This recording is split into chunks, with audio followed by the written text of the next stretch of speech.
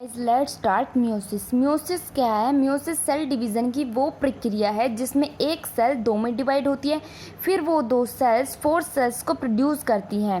ठीक है, meiosis is a process where a single cell divides twice to produce four cells. ठीक है, meiosis एक स्पेशल तरह की सेल डिवीज़न होती है। इसमें क्या होता है, ये एक स्पेशल तरह की सेल बनाते हैं। जैसे माइटोसिस तो सेम सेल बना रहे हैं, हार्ट की जो सेल है वो डिवाइड होकर हार्ट की ही सेल बना रही है। ठीक है, लेकिन म्यूसिस में क्या होता है, म्यूसिस में वो अलग बनाते हैं, जैसे कि स्पर्म और एग मिलकर जाइगोट का निर्माण करते हैं। ठीक है, इसको हम रिप्रोडक्टिव सेल, सेक्स सेल और जर्म सेल के नाम से भी जानते हैं। अब म्यूसिस सेल डिवीज़न देख लेते हैं। म्यूसिस सेल डिवीज़न में म्यूसिस दो तरह की होती हैं, म्यूसिस 1 एंड म्यूसिस 2। दोनों का डिवीज़न कार्योकाइनेसिस और साइटोकाइनेसिस से होता है। ठीक है, तो म्यूसिस 1 पढ़ेंगे अब हम। इंटरफेज है पहले, then prophase 1, metaphase 1, anaphase 1, telophase 1, उसके बाद होती है स्टार्ट साइटोकाइनेसिस। ठीक है, जो प्रोफेज है वो सबसे लंबी फेज होती है सेल डिवीज़न के दौरान की, जिसमें आते हैं लिप्टोटेन, जाइगोटेन, पेचिटेन, डिप्लोटेन एंड डाइकाइनेसिस। अब हम धीरे धीरे इन मायोसिस 1 को पढ़ते हैं। मायोसिस 1 के बाद स्टार्ट होती है मायोसिस 2। पहले मायोसिस 1 को पढ़ लेते हैं। अब है लेप्टोटेन। लेप्टो का मतलब होता है थिन और टेन है थ्रेड।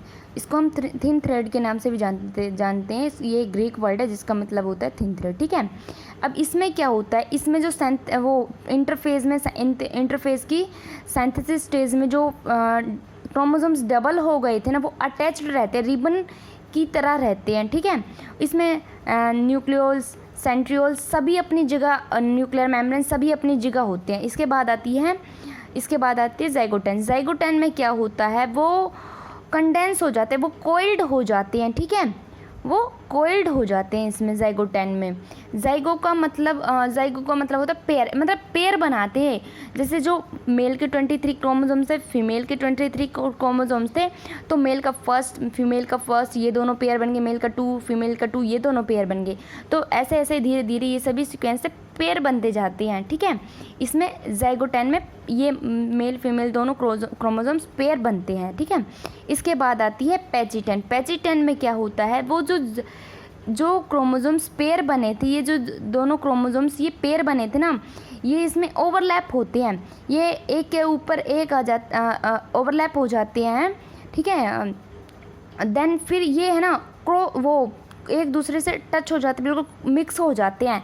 इसी वजह से बच्चे में फादर और मदर दोनों के कैरेक्टरिस्टिक्स आती हैं। ठीक है, पेचिटेन के बाद देखो ये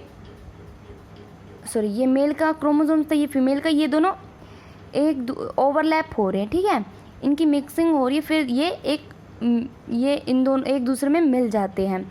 इसके बाद आती है डिप्लोटेन। डिप्लोटेन में क्या होता है, डिप्लोटेन में धीरे धीरे न्यूक्लियर मेम्ब्रेन गायब होना स्टार्ट हो जाती है, और जो न्यूक्लियोल्स है वो भी धीरे धीरे डिसअपेयर होना स्टार्ट हो जाता है, और जो सेंट्रियोल्स हैं वो अपनी जगह से वो पोल्स की तरफ मूव करना स्टार्ट कर देते हैं। और डाइकाइनेसिस में, जो कि डिवीज़न की ही स्टेज है, उसमें जो न्यूक्लियर मेम्ब्रेन है वो बिल्कुल डिसअपेयर हो जाती है, न्यूक्लियोल्स भी बिल्कुल डिसअपेयर हो जाता है, और जो सेंट्रियोल्स हैं वो अपोजिट डायरेक्शन में आ जाते हैं, पोल्स अपने अपने पोल्स पर आ जाते हैं। ठीक है, अब इसके बाद होती है मेटाफेज। मेटाफेज में क्या होता है, मेटाफेज में मेटाफेज स्टार्ट हो जाती है। वो जो डाइकाइनेसिस थी उसमें वो सेंट्रियोल्स ने स्पिंडल फाइबर बनाना स्टार्ट कर दिया था। इसमें जो स्पिंडल फाइबर हैं वो काइनेटोकोर से अटैच्ड हो जाते हैं। काइनेटोकोर के बारे में हमने पहले पढ़ा था, वो काइनेटोकोर से अटैच्ड हो जाते हैं। अब एनाफेज में वो उसको अपनी तरफ खींचते हैं। एना का मतलब होता है बैक, वो उसको अपनी तरफ खींचते हैं।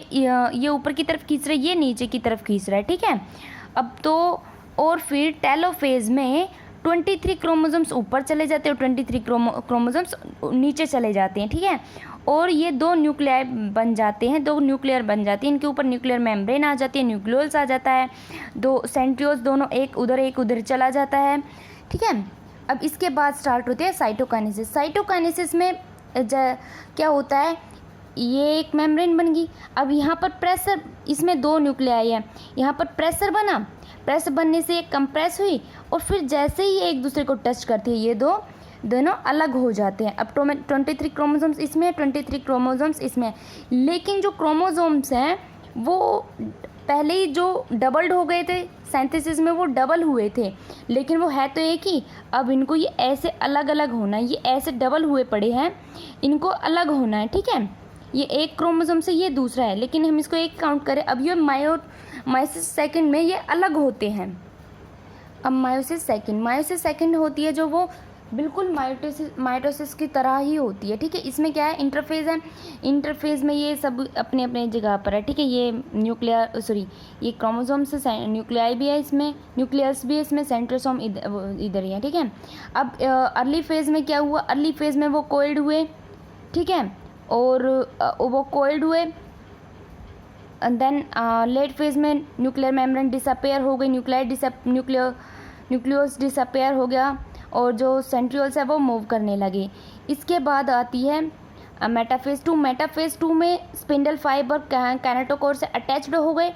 अब एनाफेज में वो अपनी तरफ खींचते हैं और देन टेलोफेज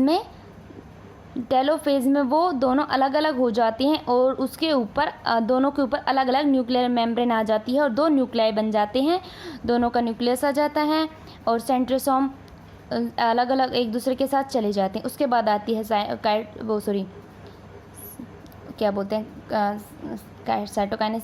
साइटोकाइनेसिस में फिर वही डिवीज़न हो जाता है, ठीक है। वो इधर दो न्यूक्लियर बने पड़े हैं, देन यहाँ पर प्रेशर पड़ा, वो कंप्रेस हुए एंड अलग अलग हो गए, ठीक है। Okay guys, thank you for watching this video.